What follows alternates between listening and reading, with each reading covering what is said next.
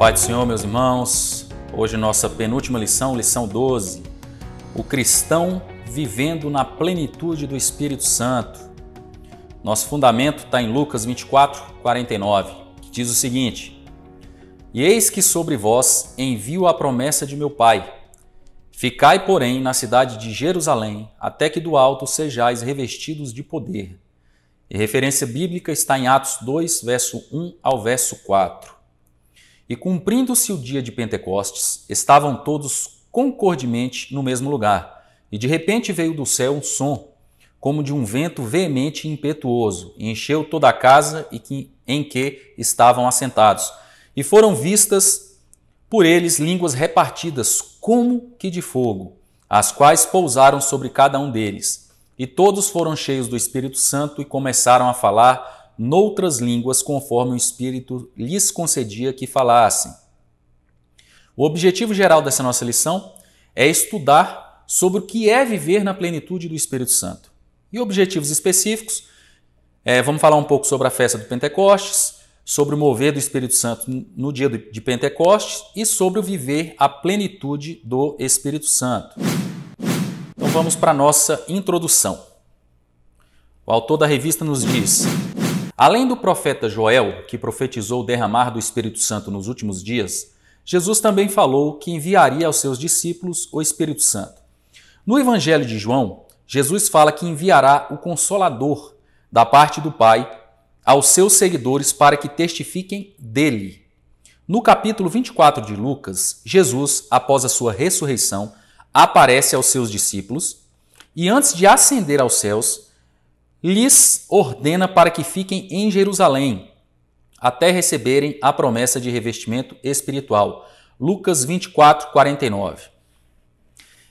Eu fiz um recorte aqui da lição, uma frase que eu achei aqui muito interessante, que está no final, mais ou menos do meio para o final da revista, que ela diz aqui o seguinte: pode-se dizer que o nosso relacionamento com o Espírito Santo é o termômetro do cristianismo. Pode-se dizer que o nosso relacionamento com o Espírito Santo é o termômetro do cristianismo. Então, antes de entrar na lição explicando o que seria o Pentecostes aqui, o que seria ser cheio do Espírito Santo? Essa é uma pergunta que a gente pode ter várias respostas. Biblicamente, a gente pode ter uma resposta com algumas respostas derivadas. Uma resposta que seria a resposta central e várias respostas derivadas, biblicamente falando. Mas no nosso meio corrente, ser cheio do Espírito Santo pode significar várias coisas na cabeça das pessoas. Tem gente que acha que a pessoa que é cheia do Espírito Santo é aquela pessoa que fala em línguas. Tem gente que acha que ser cheio do Espírito Santo é aquela pessoa que fica falando sobre coisas do futuro, profecias no sentido como se fosse uma adivinhação, como se fosse uma revelação de coisas do futuro, não necessariamente profecia, porque eu já falei muitas vezes que profecia bíblica, 95% do que é chamado de profecia dentro da Bíblia não é predição de futuro. Profecia, 95% do que é chamado de profecia dentro da Bíblia é acusação de pecado, a demonstração e a demonstração do juízo de Deus sobre esse pecado e a chamada desse povo pecador ao arrependimento. Então passa por essas três instâncias. Apenas 5% do que é chamado de profecia na Bíblia são sobre coisas do futuro. Enfim, mas tem gente que acha que aquele profeta, vamos colocar isso bem entre aspas, porque muitas vezes tem pessoas dentro das igrejas que estão falando sobre coisas do futuro, que biblicamente eles não são profetas, são reveladores. Mas enfim, a lição não é sobre isso. Mas tem gente que acha que essas pessoas estão cheias do Espírito Santo, pessoas que têm sonhos. E o que seria realmente ser cheio do Espírito Santo? Biblicamente falando, que é o que mais nos importa. Não é exatamente o nosso entendimento. Uma pessoa que está cheia do Espírito Santo, ela pode falar em línguas? Pode.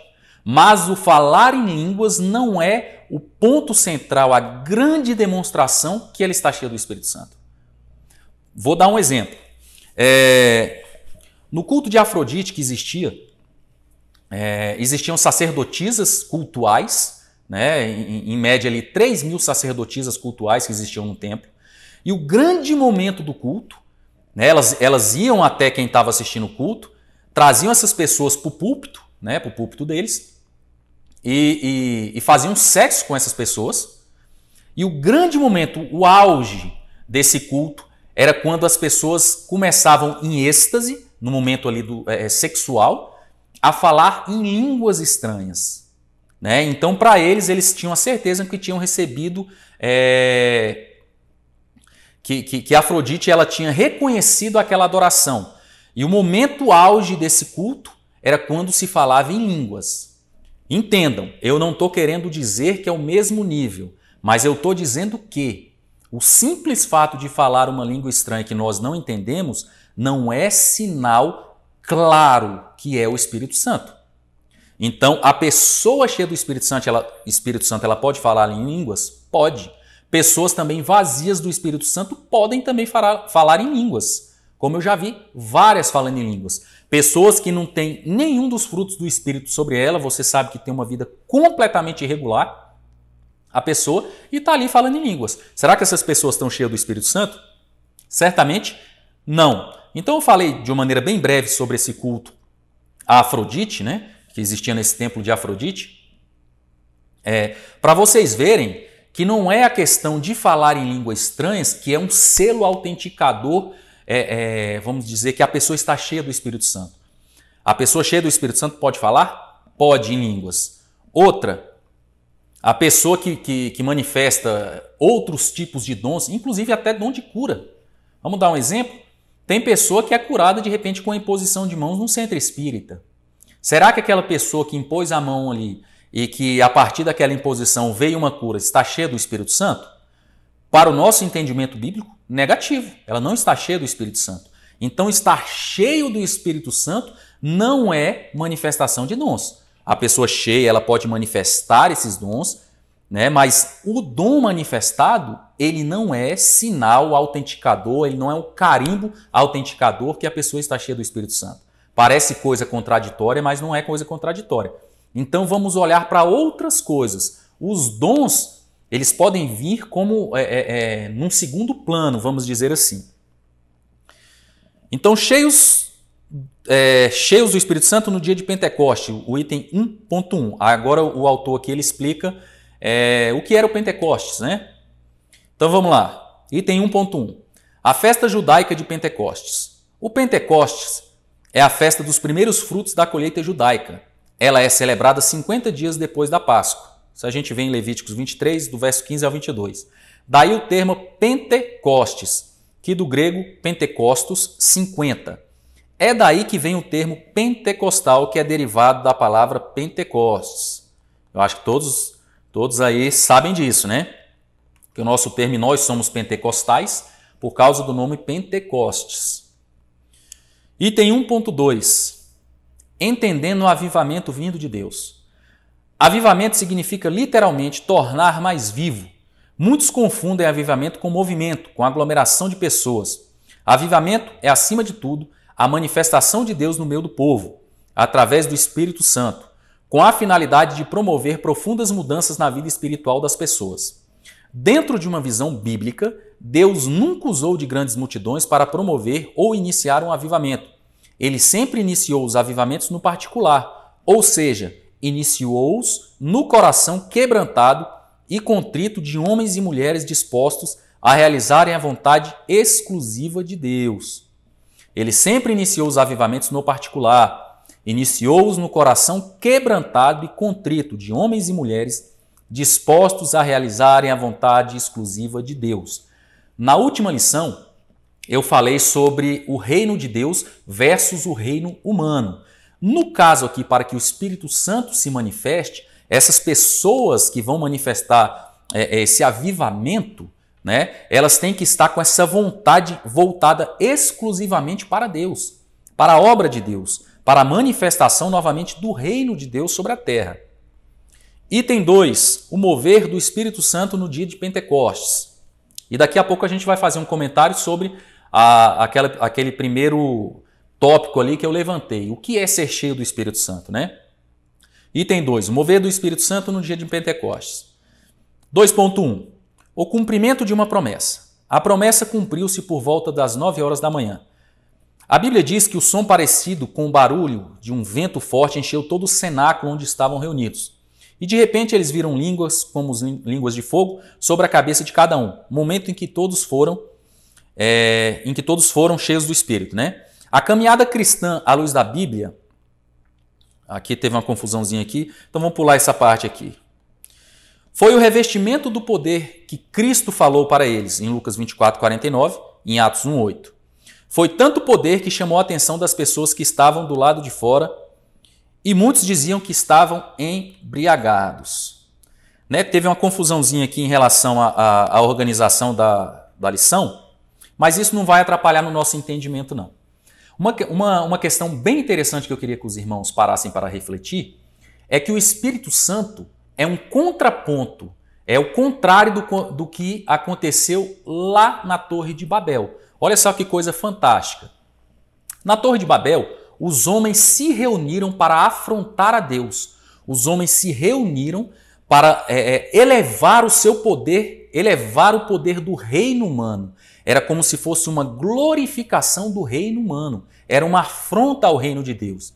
Todos os homens possuíam a mesma língua. Então, quando os homens se reúnem para que o reino humano seja manifestado, Deus confunde. Lá na Torre de Babel, Deus confundiu, dando várias línguas para aqueles homens que falavam apenas um idioma. Então, Deus confundiu os homens para que os homens não pudessem manifestar esse reino humano de maneira plena. Em Pentecostes, existe o contrário, é um contraponto. Esses homens que falavam vários idiomas, né, que não se compreendiam de maneira plena, quando eles se reuniram para pedir que o reino de Deus se manifestasse, Deus fez com que eles se entendessem. Então, cada um entendia o outro no seu próprio idioma. Então, isso era uma coisa fantástica. Como é que alguém que, de repente, que eu sabia que era grego, e eu, de repente, só falava, vamos supor que aramaico, ele estava falando e eu entendia e via ele falando em aramaico. Então, isso é uma coisa fantástica que aconteceu no dia de Pentecostes. Então, olha só, isso acontece dentro da igreja hoje. E os irmãos sabem disso. Vocês já viram que quando, por exemplo, há um evento, há alguma organização da igreja para fazer alguma coisa em prol do reino, e que realmente é em prol do reino de Deus, até as coisas que não são ditas, até as coisas que acontecem para atrapalhar um carro quebrando, alguma coisa que acontece ali no meio dessa organização, até essas coisas cooperam e no final dá tudo certo? Eu sei que os irmãos já passaram por várias e várias situações dessas. Coisa que você não combina com o irmão, com outro irmão chega e traz aquilo que você estava precisando, que esqueceu. Uma palavra que às vezes um irmão esqueceu e outro complementa uma coisa. É uma coisa fantástica. Ainda existe, para quem não acredita, essa ação do Espírito Santo para que nós nos entendamos dentro do projeto do reino. Então, Torre de Babel foi o contrário do que aconteceu em Pentecostes. Na Torre de Babel, os homens que tinham um único idioma foram confundidos por Deus para que o reino humano não fosse manifestado de maneira plena. Em Pentecostes, que os homens possuíam vários idiomas, mas eles queriam a manifestação do reino de Deus, então Deus fez com que eles se entendessem para que esse reino fosse manifestado de maneira mais plena. Isso acontece de forma pequena, vamos colocar assim, em comparação do Pentecostes, dentro da obra da igreja.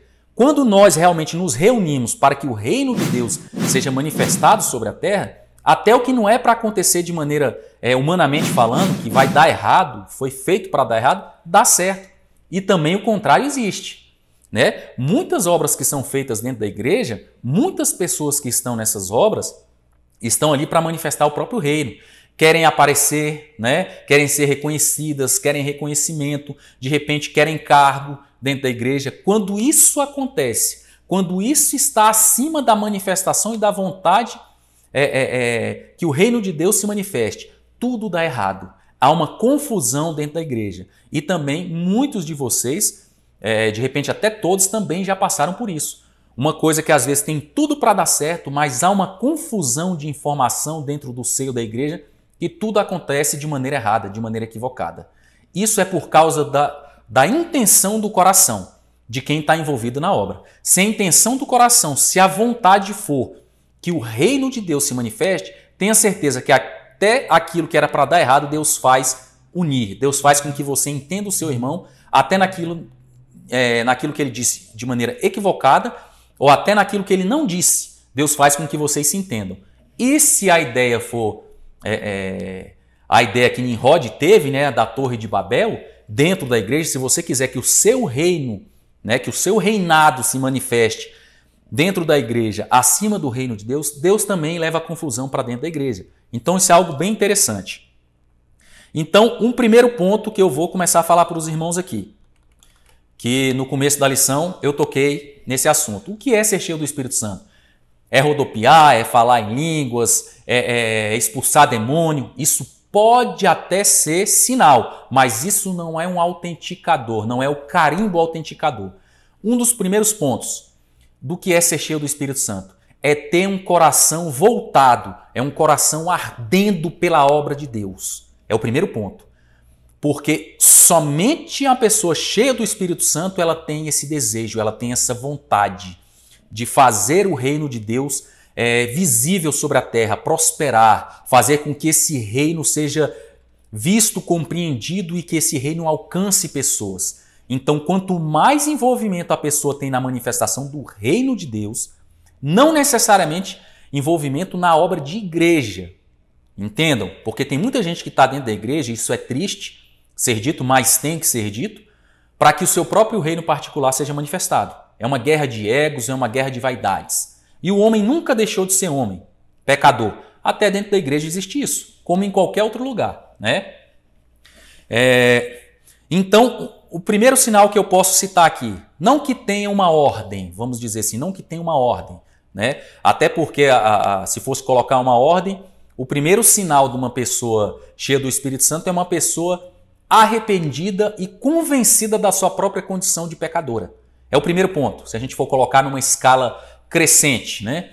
O primeiro trabalho que o Espírito Santo faz é te convencer do pecado, é fazer com que você se arrependa, que você seja constrangido por aquilo que você é e por aquilo que você fez e por aquilo que você está com vontade de fazer e por aquilo que você fará.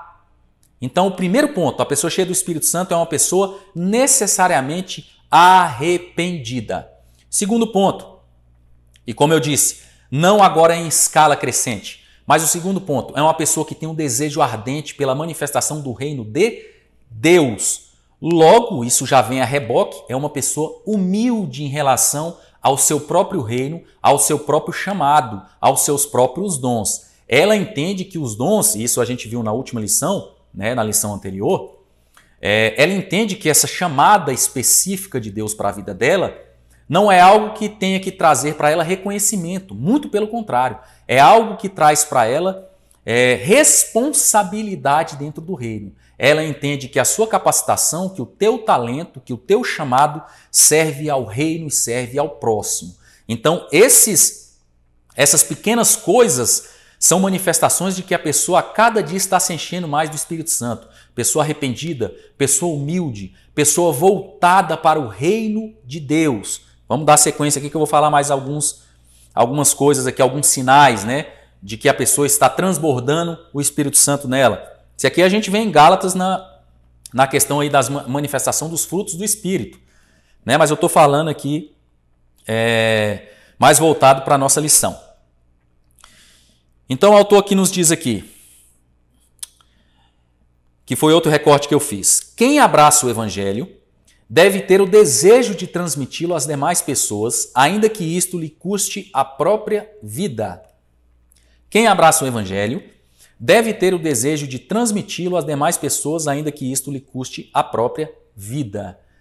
Né? Quando a gente olha para a nossa história hoje, né, a gente vive uma situação bem adversa de pandemia, muitos irmãos aí desesperados, e não deveriam estar, porque isso é mister que aconteceria, como disse Cristo, né? E ainda acontecerá várias e várias coisas antes da vinda dele, mas tem irmãos aí que estão desesperados, né, pela pandemia e não deveriam estar. Está escrito, mas mesmo assim, mesmo numa questão de pandemia, de incertezas que a gente vive, se a gente fosse comparar aos primeiros cristãos, aos mártires do cristianismo, a gente vive num paraíso, vamos colocar assim. Num paraíso, hoje ser crente, ser cristão, é quase que um status, né? É quase que um status, é muito bom. É você ter segurança, é você ter paz, é você ser reconhecido como um bom pagador, como uma pessoa digna, é você ser respeitado. Antigamente você era considerado um pária, você era perseguido, você era morto, a tua família era morta, você morria de fome. E como disse Tertuliano, né? Dentro daquele entendimento ali de perseguição, que o sangue dos mártires é a raiz do cristianismo. Então, quanto mais cristãos morriam, quanto mais cristãos eram perseguidos, mais o cristianismo crescia. Só que o comparativo que eu quero fazer aqui é o seguinte: o que é ser cheio do Espírito Santo hoje, em comparação dessas pessoas que lá atrás eram cheias do Espírito Santo? Porque, entendam, nós não somos capacitados, sem a ação de Deus em nós, de morrermos pelo reino. Nós não somos. Nós não queremos. Nós temos medo. Nós preferimos o nosso prazer, o nosso descanso, a nossa paz. A gente, para viver o reino, a gente tem que morrer muitas vezes pelo reino, como morreram lá atrás fisicamente. Hoje, essa morte, né? Essa morte é do nosso desejo. É uma coisa muito mais interna e muito mais até difícil. Que é interessante, né? Antes, a ação do Espírito Santo fazia com que as pessoas entregassem a vida. Hoje, a ação do Espírito Santo em nós, né? Só que essas coisas estão internalizadas. Então, muitos de nós conseguem ainda esconder o Espírito Santo, esconder essa ação do Espírito Santo lá dentro. E continua ainda vivendo essas paixões mundanas ainda. Então, como ele disse aqui, quem abraça o Evangelho deve ter o desejo de transmiti-lo às demais pessoas, ainda que isso lhe custe a própria vida. Hoje, o que seria essa própria vida? É a vida física? Hoje, no nosso país, né, no nosso entendimento aqui geral de mundo, alguns lugares específicos, ainda cristãos morrem fisicamente. Só que isso aqui, hoje a gente pode entender que é a morte do nosso desejo, da nossa vontade.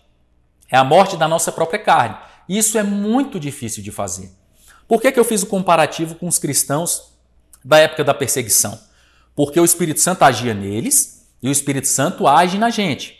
Só que lá atrás, quando ele era perseguido e que ele não negava a Cristo, ele era morto. Então o Espírito Santo agia de maneira plena para que ele não negasse a fé. Não entendam que foi ele que não negou a fé, mas foi a ação do Espírito Santo nele que fez com que ele não negasse a Cristo. Só que hoje a gente tem que se negar e morrer todo santo dia, de manhã, de tarde, de noite, de madrugada.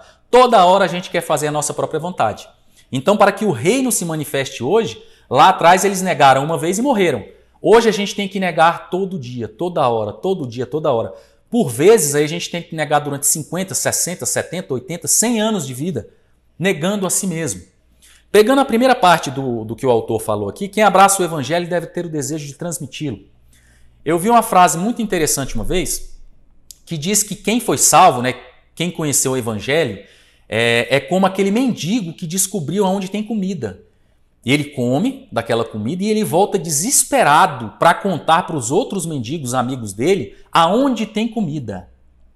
Ou seja, quem passava fome da palavra, quem vivia em escuridão e foi alcançado pelo pão da vida e foi alcançado por essa luz, que foi alcançado pela salvação vinda através de Cristo, através do Evangelho, quando ela é impactada por aquilo, ela é como esse mendigo que volta desesperado para os seus amigos para contar essa boa nova, para contar aonde achou vida, aonde tem esse alimento, aonde tem essa água que nunca cessa, que nunca vai deixar você sentir sede, essa fonte de vida, e aonde existe esse pão que nunca vai deixar com que você sinta fome e que vai te alimentar não só hoje, mas para todo o sempre e eternamente.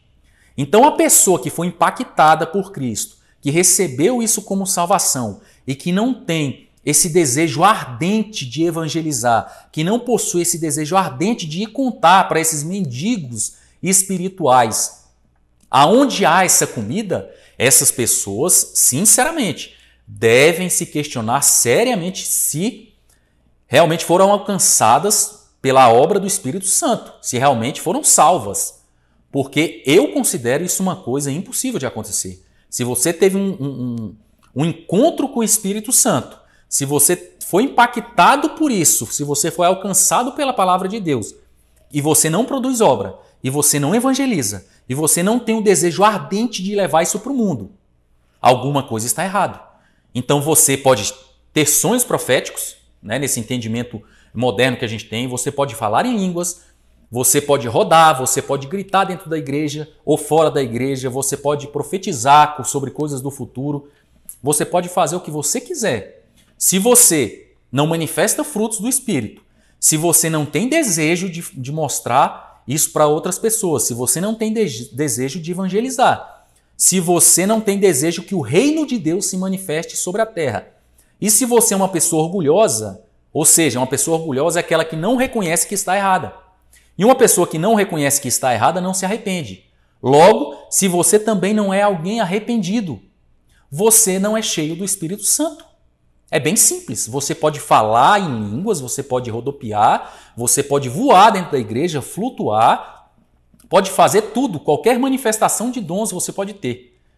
Mas se você não tem essas coisas, isso é sinal de que você está vazio do Espírito Santo.